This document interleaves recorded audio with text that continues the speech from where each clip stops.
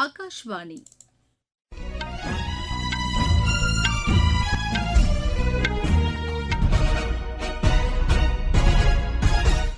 செய்திகள் வாசிப்பவர் மிருதுளா. தலைப்புச் செய்திகள்: குடியரசு துணைத் தலைவர் திரு சி பி ராதாகிருஷ்ணன் சிக்கிம் மாநில உருவான தின விழாவில் இன்று கலந்து கொள்கிறார்.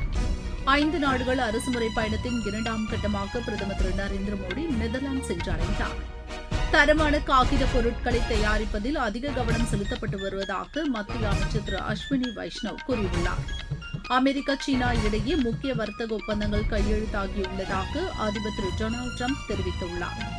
ISL கால்பந்து போட்டியில் மும்பை அணி 4-0 என்ற கோல் கணக்கில் முகமதன் அணியை வென்றது. இனி விரிவான செய்திகள். குடியரசு துணைத் தலைவர் திரு சி பி ராதாகிருஷ்ணன் பதவியேற்ற பிறகு முதன்முறையாக இன்று சிக்கிம் மாநிலத்திற்கு பயணம் மேற்கொள்கிறார். இந்த பயணத்தின்போது கேங்டாக்கில் நடைபெறும் சிக்கிம் மாநிலம் உருவான தின விழாவில் அவர் கலந்து கொள்கிறார். இந்த விழாவில் சிக்கிம் மாநில ஆளுநர் திரு ஓம் பிரகாஷ் மாத்தூர், முதலமைச்சர் திரு பிரேம்சிங் தமாங் மற்றும் வடகிழக்கு பிராந்திய மேம்பாட்டுத்துறை மத்திய அமைச்சர் திரு ஜோதிராதித்ய சிந்தியா ஆகியோரும் கலந்து கொள்ள உள்ளனர். சிக்கிம் மாநிலம் மன்னர் ஆட்சியிலிருந்து விடுபட்டு கடந்த 1975ஆம் ஆண்டு இந்தியாவின் 22வது மாநிலமாக இணைந்ததை குறிக்கும் வகையில் இன்று மாநிலம் உருவான தினத்தை கொண்டாடுகிறது. தனது பயணத்தின்போது கேங்டாக் நகரில் உள்ள சில முக்கிய இடங்களுக்கும் திரு சி பி ராதாகிருஷ்ணன் செல்வார் என்று எதிர்பார்க்கப்படுகிறது. 5 நாடுகள் அரசுமுறை பயணத்தின் 2ஆம் கட்டமாக பிரதமர் திரு நரேந்திர மோடி நேற்று நள்ளிரவு நெதர்லாந்து சென்றடைந்தார். ஆம்ஸ்டர்டாம் விமான நிலையம் வந்தடைந்த பிரதமர் திரு மோடியை நெதர்லாந்து வெளியுறவுத்துறை அமைச்சர் திரு டாம் பிரென்சன் வரவேற்றார். இந்த பயணத்தின்போது நெதர்லாந்து பிரதமர் திரு ராப் ஜெட்டனுடன் பிரதமர் திரு நரேந்திர மோடி இருதரப்பு பேச்சுவார்த்தை நடத்தவுள்ளார். பிரதமர் திரு மோடி இன்று இந்திய வம்சாவளியினர் இடையே உரையாற்ற உள்ளதுடன் நெதர்லாந்தின் முன்னணி நிறுவனங்களின் தலைமை செயல் அதிகாரிகளையும் சந்திக்கிறார். செமிகண்டக்டர் சிப்புகள் மற்றும் செயற்கை நுண்ணறிவு ஆகிய துறைகளில் பல முக்கிய ஒப்பந்தங்கள் கையெழுத்தாகும் என்று எதிர்பார்க்கப்படுகிறது. நெதர்லாந்து பயணத்தை முடித்துக் கொண்டு 5 நாடுகள் பயணத்தின் 3வது கட்டமாக பிரதமர் திரு மோடி நாளை ஸ்வீடனின் கோத்தன்பர்க் நகரத்திற்கு புறப்பட்டு செல்கிறார். இந்தியாவில் தயாரிக்கப்படும் காகித பொருட்களின் தரம், பயன்பாடு மற்றும் நிலைத்தன்மை ஆகியவற்றில் அதிக கவனம் செலுத்தப்பட்டு வருவதாக மத்திய தகவல் மற்றும் ஒலிபரப்புத்துறை அமைச்சர் திரு அஸ்வினி வைஷ்ணவ் கூறியுள்ளார். சமூக வலைதளத்தில் இதுகுறித்து பதிவிட்டுள்ள அவர், ஒரு நிறுவனத்தை தொடங்கி நடத்தி வரும் அபர்ணா மற்றும் தினேஷ் ஆகிய 2 இளம் தொழில் முனைவோரை சந்தித்ததாக குறிப்பிட்டுள்ளார். மேலும் தரமான எழுது பொருட்கள் எப்போதும் உற்சாகம் அளிக்கக்கூடியவை என்றும் அமைச்சர் திரு அஸ்வினி வைஷ்ணவ் தெரிவித்துள்ளார். மக்களவைத் தலைவர் திரு ஓம் பிர்லா பெண்கள் மேம்பாட்டுக்கான குழுவை அமைத்துள்ளார். பிஜேபி மக்களவை உறுப்பினர் டாக்டர் டி புரந்தேஸ்வரி இக்குழுவின் தலைவராக செயல்படுவார். இந்த குழுவில் மக்களவையைச் சேர்ந்த 18 உறுப்பினர்களும் மாநிலங்களவையைச் சேர்ந்த 10 உறுப்பினர்களும் இடம்பெற்றுள்ளனர். மக்களவை உறுப்பினர்களில் திருமதி ஹேமமாலினி, திருமதி ஹர்சிம்ரத் கவுர் பாதல் மற்றும் செல்வி இக்ரா சௌத்ரி போன்ற முக்கிய பிரமுகர்கள் இடம்பெற்றுள்ளனர். மாநிலங்களவையில் இருந்து திருமதி சுதாமூர்த்தி, திருமதி பி.டி. உஷா மற்றும் செல்வி சுவாதி மாலிவால் ஆகியோர் இந்த குழுவில் சேர்க்கப்பட்டுள்ளனர். மேற்குவங்க சட்டப்பேரவை நிகழ்வுகளை தொலைக்காட்சியில் நேரடியாக ஒளிபரப்பு செய்ய வேண்டும் என்று அம்மாநில முதலமைச்சர் திரு சுவேந்து அதிகாரி வலியுறுத்தியுள்ளார். பிஜேபி சட்டமன்ற உறுப்பினர் திரு ரதீந்திர பாசு சபாநாயகராக ஒருமனதாக தேர்ந்தெடுக்கப்பட்ட சிறப்பு கூட்டத்தொடரின் போது இதனை அவர் தெரிவித்தார். பொதுமக்கள் தாங்கள் தேர்ந்தெடுத்த பிரதிநிதிகளின் செயல்பாடுகளை பார்ப்பதற்கு முழு உரிமை உண்டு என்றும் சட்டப்பேரவை நடவடிக்கைகளை நேரலை செய்வதன் மூலம் இதனை உறுதிப்படுத்த முடியும் என்றும் முதலமைச்சர் கூறினார். தற்போதைய அரசு பெரும்பான்மையை கொண்டிருந்தாலும் இந்த அவை எதிர்க்கட்சிகளுக்கும் உரியது என்று குறிப்பிட்ட அவர், எதிர்க்கட்சி உறுப்பினர்கள் பேசுவதற்கு போதிய வாய்ப்புகள் வழங்கப்படும் என்றும் உறுதியளித்தார். இந்திய விடுதலை போராட்ட புரட்சி வீரர் சுக்தேவ் தாப்பரின் 118வது பிறந்த நாளையொட்டி பாகிஸ்தானின் லாகூர் நகரில் நேற்று சிறப்பு நிகழ்ச்சி நடைபெற்றது.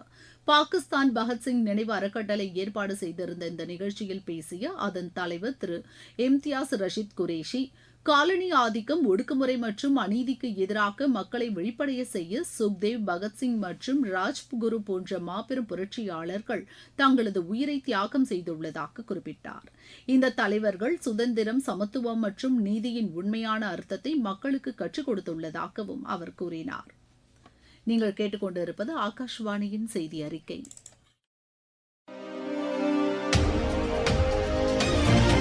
ஊரக வளர்ச்சிக்கான புதிய அத்தியாயம். வளர்ச்சியடைந்த இந்தியாவிற்கான ஊரக வேலைவாய்ப்பு உறுதி மற்றும் வாழ்வாதார சட்டம் ஜூலை மாதம் 1ஆம் தேதி முதல் செயல்பாட்டுக்கு வருகிறது. இந்த சட்டம் வருடத்திற்கு 125 நாட்கள் வேலையை உறுதி செய்கிறது. இதில் வாரந்தோறும் ஊதியம் வழங்கப்படுவது கட்டாயமாக்கப்பட்டுள்ளது. பணி முடிந்த 15 நாட்களுக்குள் ஊதியம் வழங்குவதை உறுதி செய்வதற்கான அம்சங்களும் இதில் இடம்பெற்றுள்ளன. ஊதியம் காலதாமதமாக வழங்கப்பட்டால் அதற்கான இழப்பீட்டுத் தொகைக்கும் இதில் வகை செய்யப்பட்டுள்ளது. வளர்ச்சியடைந்த இந்தியாவிற்கான பயணத்தில் மோடி அரசு தொடரும் சீர்திருத்த நடவடிக்கைகள்.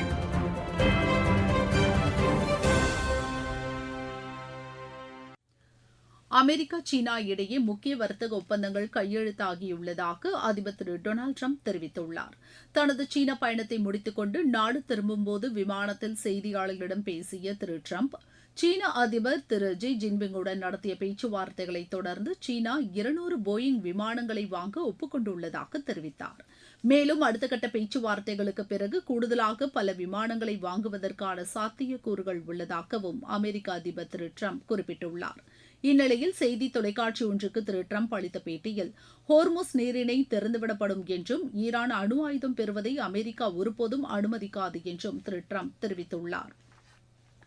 இஸ்ரேல் மற்றும் லெபனான் இடையே நிலவி வரும் போர் நிறுத்த ஒப்பந்தத்தை மேலும் 45 நாட்களுக்கு நீட்டிக்க இரு நாடுகளும் ஒப்புக்கொண்டுள்ளதாக அமெரிக்கா தெரிவித்துள்ளது. வாஷிங்டனில் 2 நாட்கள் நடைபெற்ற பயனுள்ள பேச்சுவார்த்தைகளை தொடர்ந்து இந்த முடிவு எடுக்கப்பட்டுள்ளதாக அமெரிக்க வெளியுறவுத்துறை செய்தி தொடர்பாளர் திரு டாமி பிகாட் கூறியுள்ளார். மேலும் ஜூன் மாதம் 2 மற்றும் 3 ஆகிய தேதிகளில் அடுத்த கட்ட பேச்சுவார்த்தைகள் நடைபெறும் என்றும் திரு டாமி தெரிவித்தார். நேபாளத்தில் நாடு முழுவதும் உள்ள பல்கலைக்கழகங்களில் மாணவர் சங்கங்களுக்கு தடை விதிக்கும் அரசின் முடிவை எதிர்த்து நூற்றுக்கணக்கான மாணவர்கள் காட்மாண்டுவில் நேற்று பேரணி நடத்தினர். பல்கலைக்கழகங்கள் போன்ற கல்வி நிறுவனங்கள் அரசியல் கட்சிகளின் கருவிகளாக செயல்படக்கூடாது என கூறி பிரதமர் திரு பாலேந்திர ஷா தலைமையிலான அரசு அண்மையில் 100 அம்ச செயல் திட்டம் ஒன்றை அறிவித்தது. இதன் கீழ் பல்கலைக்கழகங்களில் மாணவர் சங்கங்கள் செயல்பட தடை விதிக்கப்பட்டது. இந்த தடையை எதிர்த்து நகரின் முக்கியமான இடங்களில் போராட்டம் நடைபெற்றது. ஹைதராபாத்தில் உள்ள நாம்பள்ளி ரயில் நிலையத்தின் நடைமேடையில் நிறுத்தி வைக்கப்பட்டிருந்த ஹைதராபாத் ஜெய்ப்பூர் எக்ஸ்பிரஸ் ரயிலின் குளிர்சாதன பெட்டியில் நேற்று தீ விபத்து ஏற்பட்டது. தகவல் அறிந்து விரைந்து வந்த தீயணைப்பு வீரர்கள் உடனடியாக தீயை அணைக்கும் பணியில் ஈடுபட்டு குறுகிய நேரத்திற்குள் தீயை கட்டுப்பாட்டுக்குள் கொண்டு வந்தனர். முதற்கட்ட விசாரணையில் B1 பெட்டியின் குளிர்சாதனத்தில் இருந்து தீ பரவியதாக தெரியவந்துள்ளது. ஜார்க்கண்ட், மத்திய பிரதேசம், ராஜஸ்தான், உத்தரப்பிரதேசம் மற்றும் விதர்பா ஆகிய பகுதிகளில் வெப்ப அலை இன்று வீசக்கூடும் என்று வானிலை ஆய்வு மையம் எச்சரித்துள்ளது. கொங்கன் மற்றும் கோவா பகுதிகளில் வெப்பமும் ஈரப்பதமும் நிறைந்த வானிலை நிலவக்கூடும் என்றும் தெரிவிக்கப்பட்டுள்ளது. அந்தமான் மற்றும் நிக்கோபார் தீவுகளில் இன்று கனமழை முதல் மிக கனமழை பெய்யக்கூடும் என்று எதிர்பார்க்கப்படுகிறது. கேரளம், மாஹே, தெற்கு உள் கர்நாடகா, தமிழ்நாடு, புதுச்சேரி, காரைக்கால் மற்றும் வடகிழக்கு பிராந்தியத்தின் சில பகுதிகளில் அடுத்த 2 நாட்களுக்கு மிதமான மழை பெய்யக்கூடும் என்றும் வானிலை ஆய்வு மையம் கூறியுள்ளது. ISL கால்பந்து போட்டியில் மும்பை அணி 4-0 என்ற கோல் கணக்கில் முகமதன் அணியை வென்றது. இன்று மாலை 5 மணிக்கு நடைபெறவுள்ள ஆட்டத்தில் சென்னை அணி பெங்களூரு அணியை எதிர்கொள்கிறது. இரவு 7:30 மணிக்கு நடைபெறவுள்ள மற்றொரு போட்டியில் ஒடிசா அணி பஞ்சாப் அணியை எதிர்கொள்கிறது. IPL கிரிக்கெட் போட்டியில் லக்னோ அணி 7 விக்கெட் வித்தியாசத்தில் சென்னை அணியை வென்றது. லக்னோவில் நேற்று நடைபெற்ற இந்த போட்டியில் முதலில் விளையாடிய சென்னை அணி நிர்ணயிக்கப்பட்ட 20 ஓவரில் 5 விக்கெட் இழப்பிற்கு 187 ரன் எடுத்தது. 188 ரன் எடுத்தால் வெற்றி என்ற இலக்குடன் பின்னர் களமிறங்கிய லக்னோ அணி 16.4 ஓவரில் 3 விக்கெட் இழப்பிற்கு 188 ரன் எடுத்து வெற்றி பெற்றது. கொல்கத்தாவில் இன்றிரவு மணி 7:30க்கு நடைபெறும் ஆட்டத்தில் குஜராத் அணி கொல்கத்தா அணியை எதிர்கொள்கிறது. மீண்டும் தலைப்புச் செய்திகள். குடியரசு துணைத் தலைவர் திரு CP ராதாகிருஷ்ணன் சிக்கிம் மாநில உருவன தின விழாவில் இன்று கலந்து கொள்கிறார். 5 நாடுகள் அரசுமுறை பயணத்தின் 2ஆம் கட்டமாக பிரதமர் திரு நரேந்திர மோடி நெதர்லாந்து சென்றடைந்தார். தரமான காகித பொருட்களை தயாரிப்பதில் அதிக கவனம் செலுத்தப்பட்டு வருவதாக மத்திய அமைச்சர் திரு அஸ்வினி வைஷ்ணவ் கூறியுள்ளார். அமெரிக்கா, சீனா இடையே முக்கிய வர்த்தக ஒப்பந்தங்கள் கையெழுத்தாகியுள்ளதாக அதிபர் திரு டொனால்டு டிரம்ப் தெரிவித்துள்ளார். ISL கால்பந்து போட்டியில் மும்பை அணி 4-0 என்ற கோல் கணக்கில் முகமதன் அணியை வென்றது. இத்துடன் இந்த செய்தி அறிக்கை நிறைவடைகிறது. எமது செய்திகளை சமூக வலைதள பக்கங்களில் AIR நியூஸ் சென்னை என்ற முகவரியிலும் RNU சென்னை என்ற யூடியூப் சேனலிலும் உடனுக்குடன் அறிந்து கொள்ளலாம்.